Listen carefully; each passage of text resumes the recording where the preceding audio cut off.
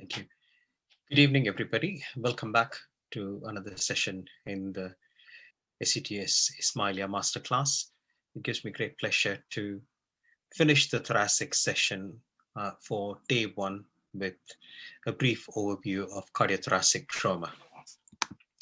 So what we'll try to do is to basically go through the pathophysiology of thoracic trauma, address a few pertinent individual conditions, the investigations, interventions, and damage control, and finally see what the follow-up would be. So the spread of thoracic surgeons in cardiothoracic trauma is in multivarious shapes and forms. So if you go to history, it's known that the Egyptians have recorded chest trauma going back to the Edward Smith papyrus dating thoracic trauma to 3000 years BC. Homer's described it in the Greek literature, both blunt and penetrating injuries. Hippocrates has done that. And then we have a variety of medieval surgeons who defined what we use as cardiothoracic trauma, largely thanks to all the military conflicts in Europe during the Middle Ages. However, if you fast forward, when you take about cardiac trauma, there have been quite strong statements made. The first ever pericardiocentesis was in 1829 by Larry. We all know Bill Roth, the famous Bill Roth of Bill Roth 1 and 2 gastrectomies, who stated any surgeon who should attempt to suture a wound of the heart would lose the respect of his colleagues. However, Ludwig Renn did that in 1895 in a gentleman with fencing injury. James Paget said surgery of the heart has probably reached its limit set by nature. No new method or discovery can overcome the natural difficulties that attend to the wound of the heart. Again, famous statements, but we have defied all of that. So the first resuscitation post-injury was in 1901. 1902 found the first cardiography in the USA. Resuscitative pre-hospital thoracotomy was in 1993. And resuscitative pre-hospital thoracotomy for a cardiac stab wound in the United Kingdom was in 1993. So it's evolved over millennia, but we are where we are. But the management of penetrating injuries has again evolved significantly due to military experience. The mortality for a thoracic trauma in the First World War was 50%. And in the Vietnam War, it was 3%. And the key is most of these wounds were managed with just a simple intercostal chest drain. So that's the key message there. The mechanism of injury could be blunt, penetrating, or in present day's world, blast injuries as well. So blunt injury causes direct trauma to the chest. It results in chest wall injury, wherein you end up with fractures, flail chests, open wounds, and the pressure effect causes secondary lung damage. You can have deceleration of the body causing torsions and tears.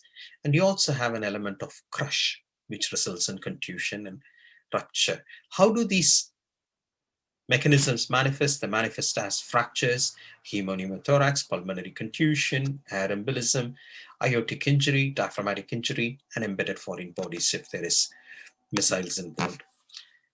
Penetrating trauma is much less than blunt trauma, commonly due to stabs, impalement injuries, and gunshots, where an extra element is added, which is the projectile velocity, the projectile movement, and the number of projectiles. Again, the manifestation in the body is almost identical to blunt trauma. The penetrating injuries depend on the site, the depth, the direction, and cleanliness. This young lady looks like she's got lots of stabs on her chest, but fortunately, none of them actually breached the pleura. So she ended up with a lot of subcutaneous and breast injuries, but nothing were life-threatening. So it depends on how deep the wound is. Blast injury has a combination of the direct trauma and pressure wave. It causes tissue disruption, and the microvascular injuries are manifested due to tears in the blood vessel and alveolar tissue, causing severe contusions, disruption of Tracheo-bronchial tree, and myocardial contusion. All of this can lead to post-traumatic respiratory compromise. And how does that manifest? It is due to loss of mechanics when we have flail chest, airway obstruction with blood, tracheobronchial disruption, and pneumothorax. Ventilation perfusion mismatch, that's due to the pulmonary contusion, hematoma, collapse, and secretions. Pain in itself causes hyperventilation, hypovolemia. All of these result in hypoxia, hypercarbia, ultimately resulting in acidosis. So, classification of chest injury. For those of you who were here this morning, I said chest injuries in the anatomy session were classified as central chest injuries and peripheral chest injuries. The central chest injuries are severe and serious and require immediate surgical attention or intervention, as it involves the great vessels, trachea, main bronchial, esophagus, spinal cord, and proximal great vessels, and intrathoracic abdominal contents like spleen, stomach, and liver. Whereas the peripheral injury largely affects the parenchyma, may affect the great vessels and diaphragm. The skeletal injuries are rib fracture, flail, chest, first and second rib fracture, and sternal fracture, and traumatic chest wall loss when it involves a blast or a severe penetrating injury like somebody falling on a fence post. Now, the first rib injury is a hallmark of impending danger, because if that's broken, then there is bound to be damage to vascular structures coming out of the chest. Pulmonary injuries manifest as pneumothorax. There is lung laceration, tracheobronchial injuries, and bleeding. They can have pulmonary contusion, air embolism, because the proximity of the tracheobronchial tree to the vasculature, and finally, embedded foreign bodies. So pneumothorax is a common thing which we see. This X-ray should not have been done. So what you see here is a patient intubated with a massive tension pneumothorax, a few rib fractures with flailed segments and mediastinal shift. So pneumothorax could be, because tension pneumothorax is a clinical diagnosis, it could be open, closed, or tension, wherein air accumulates in the pleural space, which causes lungs to collapse, alveolar collapse, and reduced oxygen and carbon dioxide exchange. Massive hemothorax is another problem which we face, wherein pleural space is filled with blood. Now, hemorrhage may accumulate, the pleural space could accumulate easily 1,500 to 3,000 mils of blood. The patient ends up with hypovolemic shock and respiratory compromise, and the mortality is almost significantly high, 75% if it is not managed well. Pulmonary lacerations are due to avulsion and traction and causes damage to the pulmonary architecture. This could be classified as type 1 lacerations, wherein it is due to the elastic compression of the chest wall causing lung rupture. This is more in young patients. Type 2 are in the lower chest wall due to the compression and shear ring tear, quite rare. Third is peripheral lacerations due to rib fracture, so when the lung is punctured by ribs, which happens in older patients. And fourth is lacerations accompanying a previous pleuropulmonary adhesion. But ultimately, the management of any of these things are going to be management of the pneumothorax, or if there is persistent bleed and air leak, then a surgical intervention. Contusion occurs in almost a third to two-thirds of patients with significant blunt trauma. It's frequently associated with rib fracture. The microvascular hemorrhage may account for about 1 liter to 1.5 liters of blood in the alveolar tissue. So you have to be mindful that there will be unquantified blood loss within the lungs. You may have pneumothorax, you may have hemothorax, which comes out in the drain, but there may be loss of volume in the pulmonary architecture. Systemic air embolism is a life-threatening condition. This happens in central penetrating injuries, wherein the stab or the injury communicates the bronchus with the vasculature. Air from the pulmonary tree gets into the pulmonary vein, causing arrest. The immediate remedial management is to get the patient head down, and you may have to open the chest and decompress the ventricle to let the air out, and then repair the injury. Retained foreign bodies can be part of broken objects, missiles, debris. So as you can see in the top image, you have a knife with a blade which is broken. So this has gone right into the chest with no way of taking this out. Unfortunately, we managed to get it out with a thoracoscopic assessment, and were able to traction and push the knife out and grasp it. This unfortunate soul ended up on a fence post, Unfortunately, although it looks scary because this is the umbilicus, the head end, so this is almost just below the costal margin, there wasn't any major damage to internal structures. Now, cardiac injuries can be life-threatening. A lot of them die in the field if not recognized and treated, particularly tamponade and hemorrhage. If they reach the hospital, then the chances of survival improve. The commonest injured structure is the right ventricle, followed by the left ventricle, the right atrium, and then the left atrium and great vessels. And the patients can be stable to massive hemothorax or pericardial tamponade and succumb. So it varies, the manifestation varies between patients and where the site of the injury is. The right side is more commonly injured, and the RV injuries survive than the LV injuries for simple reason. It is a low pressure area and it is much more tamponaded with the pericardium, whereas the left ventricle injuries are a high pressure area and the jet volume of fluid may in essence cause tamponade and death. Atria and inflow and outflow tract are rare, and the treatment is resuscitation, pericardiocentesis, and always assume there is more damage than just the cardiac wall, because there may be internal structures which are damaged due to the stab.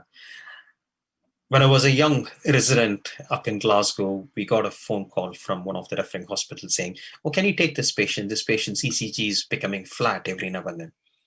And I spoke to my boss and he said, "Obviously, this is not happening, but bring the patient because that hospital doesn't know how to manage this boy." So the story is this boy is a fisherman who was stabbed and his friends decided to take a fishing line to repair the wound. He then develops a hemothorax, which was treated locally. And again, he came with fainting episodes when they admitted and found the ECG was going flat. The patient arrives in our unit. I'm assessing the patient, and whatever they told me was happening to me. The ECG just went flat. So we did an emergency pacing wire, and then he had an echo and investigation, which revealed the stab had gone, taken the mitral valve apparatus, and had severed the AV bundle. So always never underestimate the internal damage with cardiac stabs. Always have an open mind. Pericardial tamponade is the major complication, which is life-threatening after pericardial chest trauma. It impairs diastolic filling of the heart, and the classical Beck's triad we all know is hypertension, venous distension, and muffled heart sounds. Globular heart, patient is unstable. You may be able to do a bedside echocardiography or pericardiocentesis, or a quick subsequent pericardiotomy is both diagnostic and therapeutic. Now, diaphragmatic injuries are a challenge because they're not always picked up. It can happen more in penetrating trauma than blunt trauma.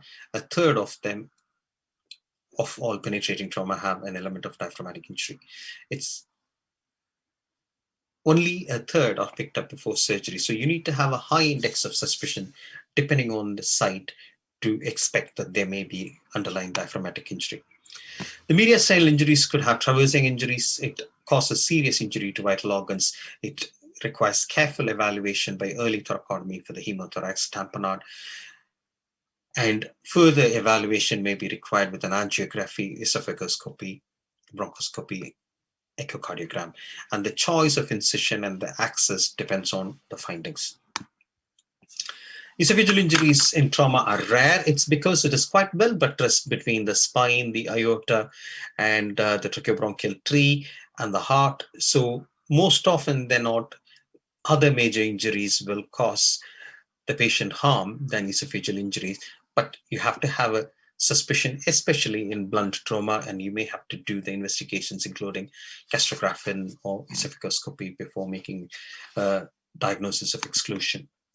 Now, tracheal bronchial injuries are rare, but when they manifest, once you've seen it, you'll never forget. So rapid deceleration can cause tracheobronchial disruption. It is more common in the right side because the right lung is larger. The right main bronchus is long, unsupported as opposed to the left main bronchus.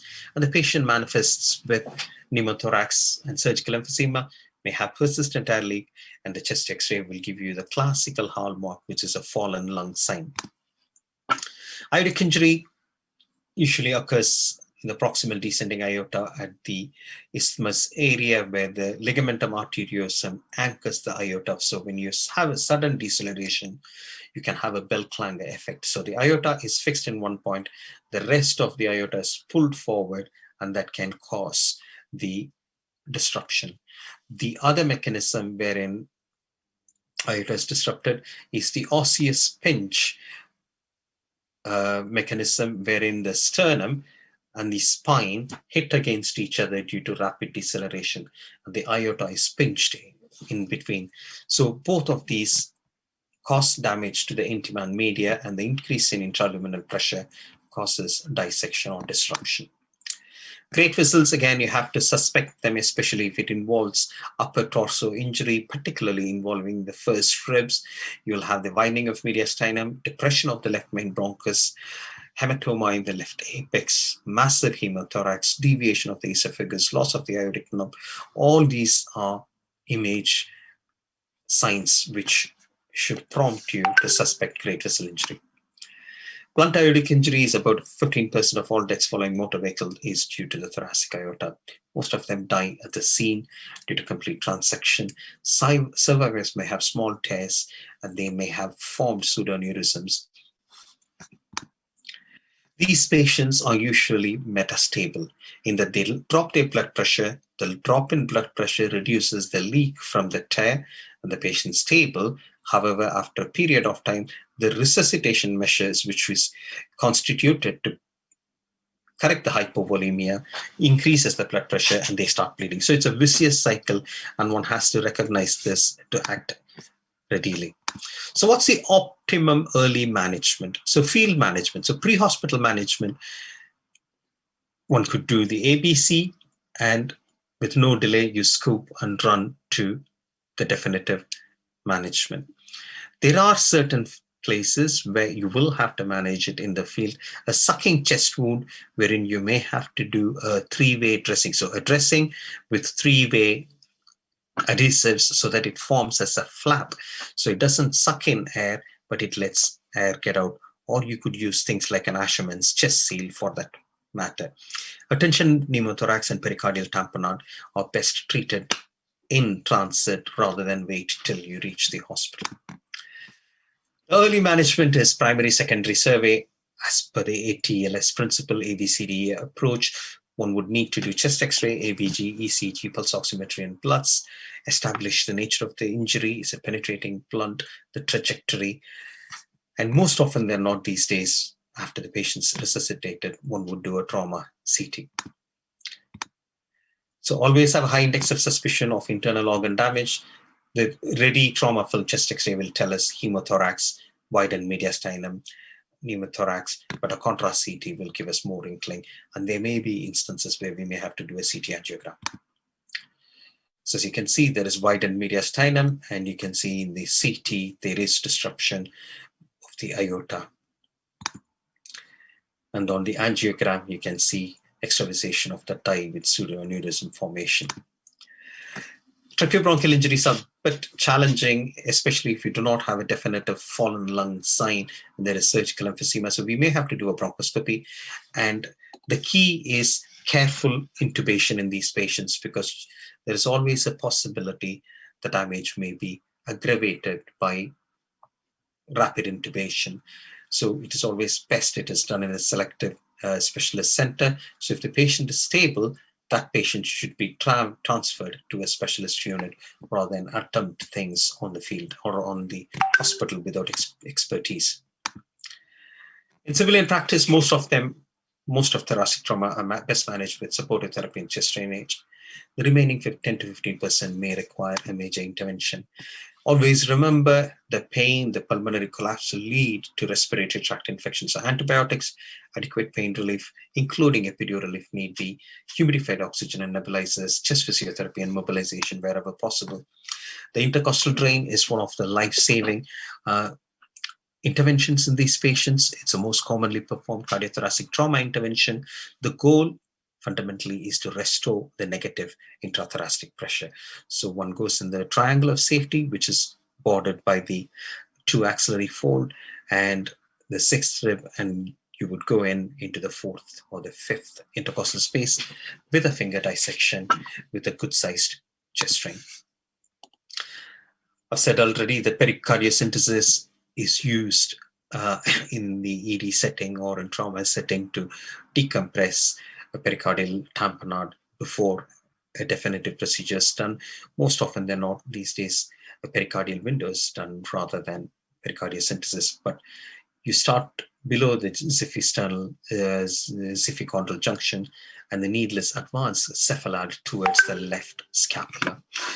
And the key is to watch the ECG as this procedure is done. So once the needle is inside the pericardium and it touches the ventricle, you will have STT changes, so you know that you've gone deep enough. 100 mils can cause tamponade, so if there is blood, it will temporize, but the patient would need exploration and cardiography. And depending on where the wound is, it is either sutured primarily with proline or buttressed sutures, as you can see here. But be mindful of putting your sutures in relation to the coronary arteries. So it's always better to have a specialist helping you if you can control the bleeding. And a simple measure of putting a Foley's catheter into the stab and inflating and pulling it out will temporize till a cardiac surgeon comes to help you, because what we don't want to be doing is try to suture and tie that and tie off the blood supply to the heart as well. What are the indications for surgery in thoracic trauma? It can be life-saving emergency operations, wherein there is damage control, early surgery for major injuries, and late surgery for sequelae. So the emergency thoracotomy done either on the roadside or in the ED is to control bleeding, to do direct cardiac massage in a resting patient following penetrating trauma, to clamp the pulmonary hilum in terms of major bleed. So how do you clamp? You open the chest and you scoop the blood out, and you can use a big vascular clamp and clamp the hilum in toto, so that's the artery, the veins, and the bronchus, to stop bleeding from one side of the chest. You could put a sling around and snug the whole thing. Or worst case scenario, if you don't have time for any of those, you can do what is called as a hilar twist, wherein you sweep the inferior pulmonary ligament up and just twist the lung as a torsion on its own axis to stem the bleeding. So these are life-threatening conditions where you want to stop the bleeding one way or the other, so that you can then have hemodynamic stability to intervene further.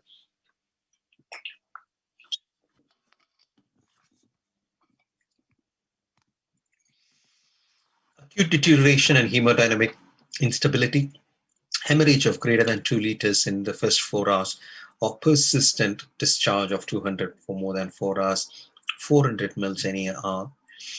A traumatic thoracotomy where the injury has caused loss of the chest wall, massive air leak, air embolism, and tracheo-bronchial injuries are all indications for an early thoracotomy. How do we approach thoracic trauma? I've already told about the pericardiocentesis. So the key things which we do are subxiphoid pericardial window, left anterior thoracotomy, clamshell, and lateral thoracotomy or a sternotomy. So in patients with hemothorax, the subxiphoid window, the sensitivity is 100% and specificity is 92%, whereas the echocardiogram is much lesser.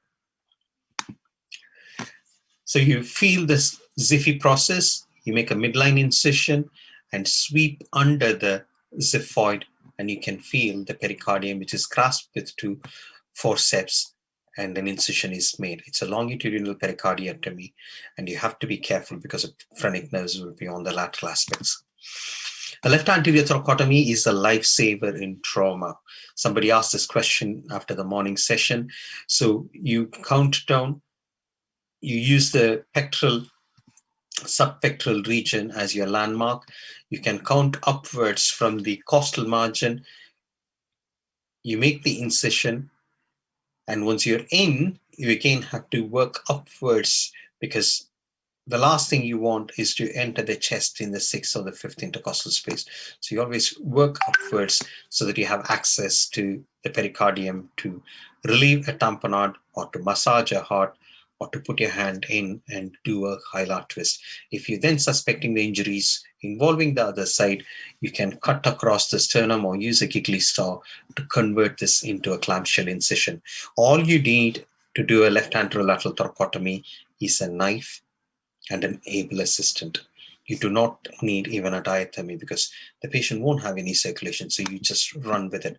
So a left thoracolateral thoracotomy across the Ziffy, connected to a similar one on the right side, and it gives you full access to the chest. You can deal with the heart, you can deal with the lungs, the hilum, and great vessels. And once you've had damage control, there may be a need to extend and do a lateral thoracotomy, especially if the injuries involve posterior aspects, but this is a life-saving quick trauma access.